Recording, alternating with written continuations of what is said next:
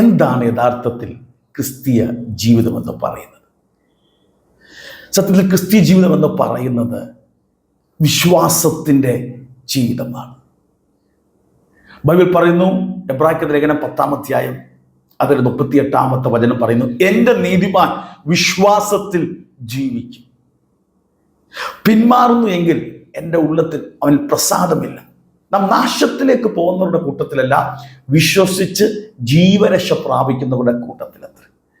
അപ്പോൾ ദൈവത്തിൻ്റെ വചനം പരിശോധിക്കുമ്പോൾ ഒരു കാര്യം മനസ്സിലാക്കും, വിശ്വാസ ജീവിതമാണ് യഥാർത്ഥ ക്രിസ്തീയ ജീവിതം. പിന്മാറുന്ന കൂട്ടത്തിലല്ല, നാശത്തിലേക്ക് പോകുന്ന കൂട്ടത്തിലല്ല, വിശ്വസിച്ച് ജീവരക്ഷ പ്രാപിക്കുന്നവരുടെ കൂട്ടത്തിലാണ്. അപ്പോൾ ബൈ ഫെയ്ത്ത് നമ്മൾ ജീവിക്കുന്നത് വിശ്വാസത്തിൽ. അപ്പോൾ തന്നെ വിശ്വാസ ജീവിതം നമ്മൾ നയിക്കുമ്പോൾ, ക്രിസ്തീയ ജീവിതം എന്ന് പറയുമ്പോൾ ദൈവാശ്രയത്തിൻ്റെ ജീവിതമാണ്. ദൈവത്തിൽ പ്രത്യാശ വെക്കുന്ന ഒരു ജീവിതമാണ്. വിശ്വസിച്ച് ദൈവത്തിൽ ആശ്രയിച്ച് ദൈവത്തിൽ പ്രത്യാശ വെക്കുന്ന ഒരു ജീവിതമാണ് ക്രിസ്തീയ ജീവിതം. അപ്പം വിശ്വസിച്ച് മുന്നേറുന്നവന് മുന്നേറ്റം ഉണ്ടായിരിക്കും. അവൻ നാശത്തിലേക്ക് ഒരിക്കലും പോകത്തില്ല, അവൻ ജീവരക്ഷ പ്രാപിച്ചിരിക്കും. അപ്പൊ ഇതിൽ നിന്ന് ഒരു കാര്യം മനസ്സിലാക്കാം, വിശ്വാസത്തിൽ നയിക്കുന്നു, ആശ്രയിക്കുന്നു, പ്രത്യാശയുള്ളവരായി ജീവിക്കുന്നു. ഇതൊരു റിലേഷൻ ബന്ധമാണ്, വ്യക്തിബന്ധമാണ്. യേശു കർത്താവുമായിട്ടുള്ള ഒരു പേഴ്സണൽ ലൈഫാണ് യഥാർത്ഥത്തിൽ ക്രിസ്തീയ ജീവിതം. 146-ാം സങ്കീർത്തനത്തിൽ ദൈവത്തിൻ്റെ വചനം പറയുന്നു, യാക്കോബിന്റെ ദൈവം സഹായമായി, തൻ്റെ ദൈവമായ യഹോവയിൽ പ്രത്യാശയുള്ള ഭാഗ്യവാന്മാർ, ബ്ലെസ്സഡ് മാൻ. അവ ദൈവത്തിങ്കൽ ആശ്രയം വെക്കുന്നവൻ, പ്രത്യാശ വെക്കുന്നവൻ അനുഗ്രഹിക്കപ്പെട്ടവൻ. കാരണം അവൻ ആകാശവും ഭൂമിയും സമുദ്രവും അവയിലുള്ള സകലതും ഉണ്ടാക്കി അവൻ എന്നേക്കും വിശ്വസ്തത കാണിക്കുന്നു. ഫെയ്ത്ത്ഫുൾ ഗോഡാണ്, മാറ്റമില്ലാത്ത വിശ്വസ്തനായ, വാക്കു പറഞ്ഞാൽ മാറാത്ത ദൈവമാണ് നമ്മുടെ കർത്താവ്. അപ്പൊ അതുകൊണ്ട് പ്രിയപ്പെട്ടവരെ, ഉള്ളം ദൈവത്തിൽ ആശ്രയിക്കുന്ന ഒരു ജീവിതമായി തീരട്ടെ. അതിൻ്റെ 3 തൊട്ട് വായിക്കുമ്പോൾ, ഹല്ലേലൂയ, ജീവനുള്ള ദൈവത്തെ സ്തുതിക്കട്ടെ, പ്രഭുക്കന്മാരിൽ ആശ്രയിക്കരുത്, സഹായിപ്പാൻ കഴിയാത്ത മനുഷ്യപുത്രരിലും മരുത്. അവന്റെ ശ്വാസം പോകുന്നു, അവൻ മണ്ണിലേക്ക് പോകുന്നു. അതോടെ അവന്റെ എല്ലാ കാര്യങ്ങളും, അവന്റെ നിരൂപണങ്ങളും അവസാനിക്കുകയാണ്. അവൻ ഒരു മനുഷ്യനിൽ ആശ്രയിച്ചാൽ ആ ശ്വാസം പോയി, അവൻ പോയി മണ്ണിലേക്ക് പോകുന്നു, അതോടെ അവന്റെ നിരൂപണങ്ങളും പോകുന്നു.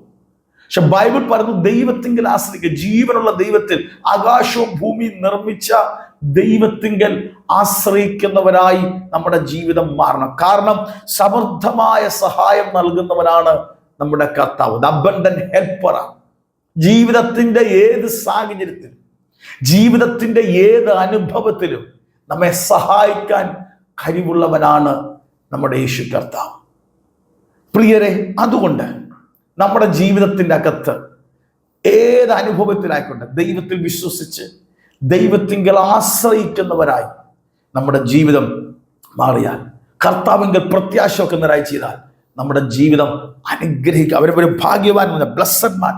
ഏറ്റവും ഭൂമിയിലെ ഭാഗ്യാവസ്ഥ വിശ്വാസ ജീവിതം നയിക്കുന്ന, ദൈവത്തിങ്കൽ ആശ്രയിച്ച് കർത്താവിങ്കൽ പ്രത്യാശ വെച്ച് ജീവിക്കുന്ന ജീവിതമാണ് അനുഗ്രഹിക്കപ്പെട്ട ജീവിതം. ഏത് സാഹചര്യമായിക്കോട്ടെ, ദൈവത്തിന്റെ ഹെൽപ്പ്, സഹായം, സമൃദ്ധമായ സഹായം അവന്റെ ജീവിതത്തിനകത്ത് നിശ്ചയമായി ലഭിച്ചിരിക്കും. ഈ ശബ്ദം കേൾക്കുമ്പോൾ വ്യത്യസ്തമായ ആവശ്യത്തിന്റെ മധ്യത്തിൽ നിങ്ങൾ നീഡി ടൈമിൽ നിൽക്കുകയാണോ? നിങ്ങളോട് ദൈവത്തിന്റെ ആത്മാവ് വചനത്തിലൂടെ സംസാരിക്കുന്നു. നമുക്ക് കർത്താവിൽ ആശ്രയിച്ച് ദൈവത്തിൽ പ്രത്യാശ വെച്ച് നമുക്ക് വിശ്വാസ ജീവിതം നയിക്കാം. നിശ്ചയമായി ദൈവത്തിന്റെ സഹായം നമുക്ക് വെളിപ്പെടും. അതിന്റെ 7 മുതൽ വചനം വായിക്കുമ്പോൾ പറയുന്നു, പീഡിതന്മാർക്ക് അവൻ ന്യായം പാലിച്ചു കൊടുക്കുന്നു, വിശപ്പുള്ളവർക്ക് അവൻ ആഹാരത്തെ നൽകുന്നു. പീഡിതന്മാർക്ക് ന്യായം പാലിച്ചു കൊടുക്കുന്നു. ന്യായമായി ദൈവം കർത്താവ് ചെയ്യും. വിശപ്പുള്ളവന്, ദാഹമുള്ളവന് ആഹാരം നൽകുന്ന ദൈവം. എന്നിട്ട് വചനം പറയുന്നു, യഹോവ ബദ്ധന്മാരെ അഴിച്ചുവിടുന്നു. ബന്ധിക്കപ്പെട്ട് കിടക്കുന്ന അവസ്ഥയുള്ളവനെ ദൈവം അഴിച്ചുവിടുന്നു. ഈ ദൈവത്തെങ്കിൽ ആശ്രയിക്കുന്ന, വിശ്വസിക്കുന്ന, പ്രത്യാശയുള്ള ദൈവത്തിലെ ബന്ധനങ്ങളെ അഴിക്കുന്ന നല്ല കർത്താവാണ്. താഴോട്ട് വായിക്കുമ്പോൾ യഹോവ കുരുടന്മാർക്ക് കാഴ്ച നൽകുന്നു, കുനിഞ്ഞിരിക്കുന്നവരെ അവൻ നിവർത്തുന്നു. ജീവിതത്തിൽ കുനിഞ്ഞിരിക്കുന്ന ഏത് അനുഭവമായിക്കോട്ടെ നിവർത്തുന്ന നല്ല കർത്താവ്. പരദേശിയെ പരിപാലിക്കുന്നു, അനാഥനെയും വിധവയും സംരക്ഷണ ചെയ്യുന്നു. ഹല്ലേലൂയ. എന്നാ നല്ല കർത്താവാണ്. അനാഥനും വിധവയും പരദേശിയും ആരും സഹായമില്ലാത്ത ഒറ്റപ്പെട്ട അനുഭവം, അവനും സഹായം നൽകുന്ന നല്ല കർത്താവ്. അതുകൊണ്ട് പ്രിയപ്പെട്ട ഒരു ക്രിസ്തീയ ജീവിതം യേശു കർത്താവുമായിട്ടുള്ള ഒരു വ്യക്തിബന്ധം, ഒരു റിലീജിയസ് ആചാരങ്ങളുടെയും ചടങ്ങുകൾക്കും അപ്പുറമായിട്ട് ആ പേഴ്സണൽ റിലേഷൻഷിപ്പാണ്, വ്യക്തിബന്ധമാണ് ക്രിസ്തീയ ജീവിതം. നമുക്ക് വിശ്വാസത്തോടെ ജീവിക്കാം. ട്രസ്റ്റ്, നമ്മുടെ കോൺഫിഡൻറ്റ് കർത്താവിലായിരിക്കട്ടെ. നമ്മളൊരു ട്രസ്റ്റ് ചെയ്യാന്ന് പറയുമ്പോൾ ട്രസ്റ്റഡ് ബ്രാൻഡ് എന്ന് പറയാറില്ലേ? കാരണം അത് ഉപയോഗിക്കുന്നവർക്കറിയാം അതിന് കുഴപ്പം പറ്റത്തില്ല, ഇത്ര വർഷം അത് ഉപയോഗിക്കാൻ പറ്റും. അതുകൊണ്ടാണ് ആ ട്രസ്റ്റഡ് ബ്രാൻഡ് മനുഷ്യൻ പോയി വീണ്ടും വീണ്ടും വാങ്ങിക്കുന്നത്. കാരണം കഴിഞ്ഞ നാളിൽ ഉപയോഗിച്ച്, കഴിഞ്ഞ നാളിൽ പലരുടെ അനുഭവത്തിൽ കൂടെ ഹല്ലേലൂയ പറയും അതിനെ വിശ്വസിക്കാൻ കൊള്ളാം, ആശ്രയിക്കാൻ കൊള്ളാം, അതുകൊണ്ടാണ് വിശ്വസിച്ച് അത് നമ്മൾ വാങ്ങിക്കുന്നത് എന്ന് പറയുന്ന പോലെ സാക്ഷികൾ ഇത്ര വലിയ സമൂഹം നിൽക്കുന്നു. നമ്മുടെ കർത്താവ് നടത്തുന്ന അബൻഡന്റ് ഹെൽപ്പറാണ്.